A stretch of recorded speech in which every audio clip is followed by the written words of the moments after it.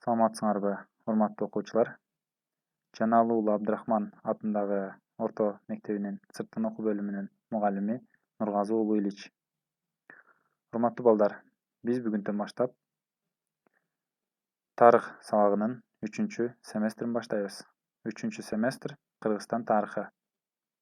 Сабактарга активдүү катышып, кайтарым байланышка чыгып тургула. Бүгүнкү сабагыбыздын темасы Кыргызстандын Россияга каратылышынын өбүлгөлөрү. Сабактын планы.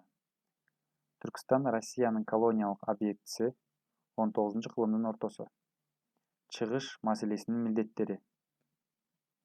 Кыргызстандагы саясий абал жана кыргыз-орус мамилелери 18-кылымдын экинчи жарымы 19-кылымдын ортосу.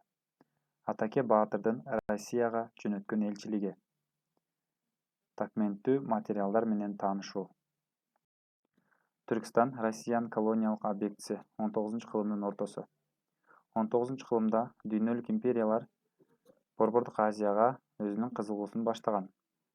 Анын бир канча себептери болгон. Мисалы, саясий себеби. Чыгыштын коңшу мамлекеттери, Кытай мисалы, ошондой эле Британия империясы Түркистанды, анын ичинде Кыргызстанды басып алууга аракеттерди баштаган. Экономикалык себеби. Түркистан менен соода жүргүзүүгө кызыккан. Түркистандан пахта, чийки заттарды, баалуу терилер менен соодалашкан. Бирок соода анчалык деле пайдалуу болгон эмес.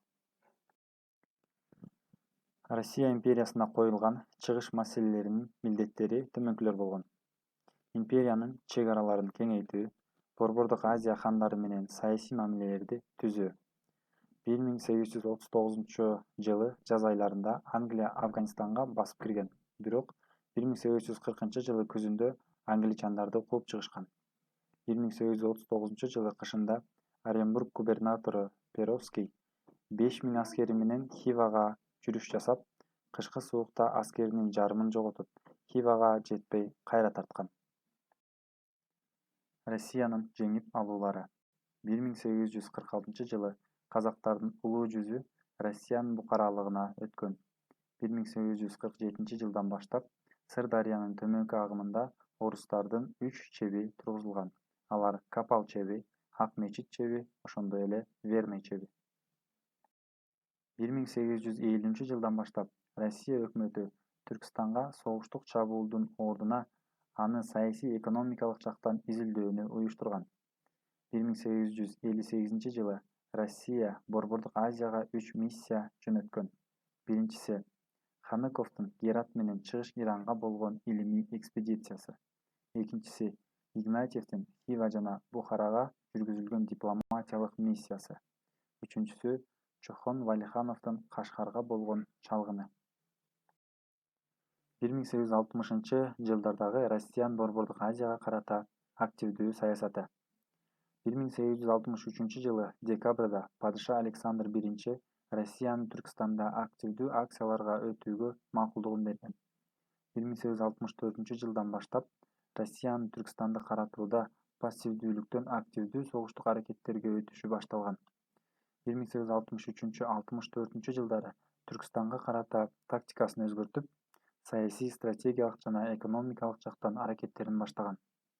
Жыйынтыктап айтканда, Түркистан Россиянын саясий мотивдер үстөмдүк кылган саясий экономикалык кызыкчылыктарын жыйындысы менен орус колониялаштыруу объектиси болгон. Кыргызстандагы саясий абал жана кыргыз-орус мамилелери 18-кылымдын экинчи жарымы 19-кылымдын ортосу. Түркистандын Россияга каратылышы менен Казакстан жана Кыргызстан аркылуу Индия, Кытай, Афганистан менен соода байланыштары үчүн жол ачылмак. Кыргызстандын түштүк жана түндүк бөлүгүндө өзгөчөлүктөр болгон. Мисалы, түштүк кыргыздары Кокон хандыгынын саясий иштерине катышып, алардын вассалы болуп турушкан. Ал эми түндүк кыргыздары ар бири өз алдынча бийлик жүргүзүп, уру башчылардын кол алдында болушкан.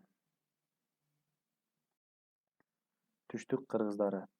Түштүк кыргыз урулары Фергана өрөөнүндө жашаган өзбек, кыпчак, тажик жана башка элдер менен бирге Кокон хандыгындагы саясий иштерге активдүү катышып келишкен. Түндүк кыргыз урулары. Кыргызстандын түндүк бөлүгү бул мезгилде өз алдынча бийлик жүргүзгөн чоң манаптардын көзөмөлдөрүндө болгон.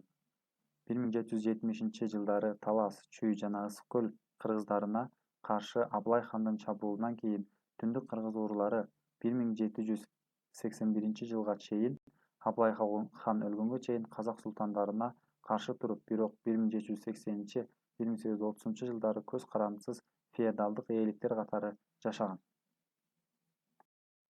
Кыргызстандын түндүгүндө жашаган уруулардын манаптары бийлери: Сарбагыштан Тынай, Атаке, Эсенгул, Ормон, Бугулардан Карга, Бийназар, Меңмурат, Боронбай, Солтолордон Төлөберди, Жайыл, Канай, Жаңгарач, Саяктардан Садырхан, Жамболот, Качке, Тайлак, Сарыуулардан Бердике, Туумаби, Кушчулардан Жетимби, Мундуздардан Тыныбек жана башкалар болгон.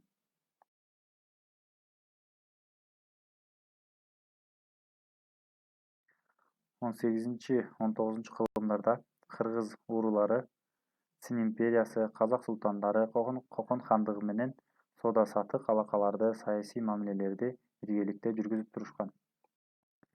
Атаке Баатырдын ишмердүүлүгү.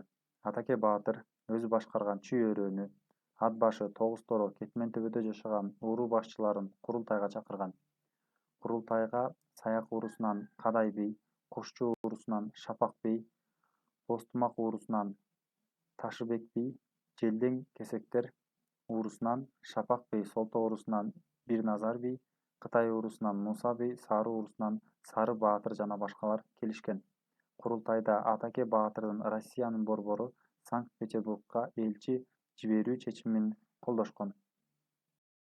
1785-жылы 23-августтан 29-сентябрга чейин Атаке Баатырдан кат жана 2 аргымак, Екатерина экинчиге атайын расмий кат, 1 кул, 3 илбирстин жана 5 сүлөөсүнүн терисин алып барган элчилер Абдрахман Кочаков жана Шергази болушкан.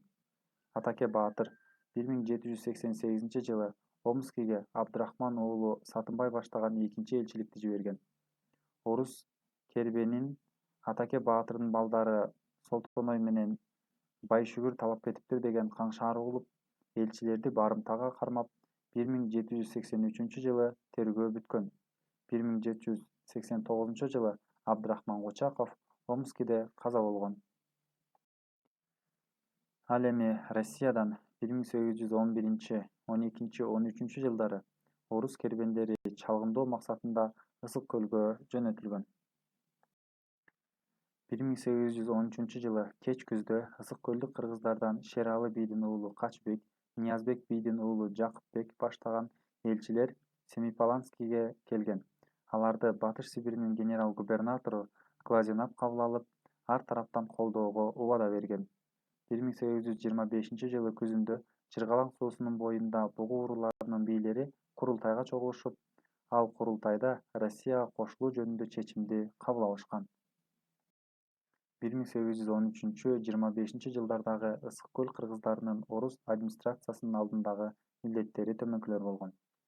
Орус соодагерлеринин Ысык көл өрөөнүндө эркин жана бажы акысыз соода кылышын камсыз кылуу, аларды Орто жүз жана Улуу жүз казактары менен Чыгыш Түркстандын шаарларынын ортосундагы аралыкта коштоп жүрүү, бөтөн уруулардын карактоолорунан коргоп, соодагерлерге кол салган урууларды Батыш Сибир администрациясына билдирип туруу болгон.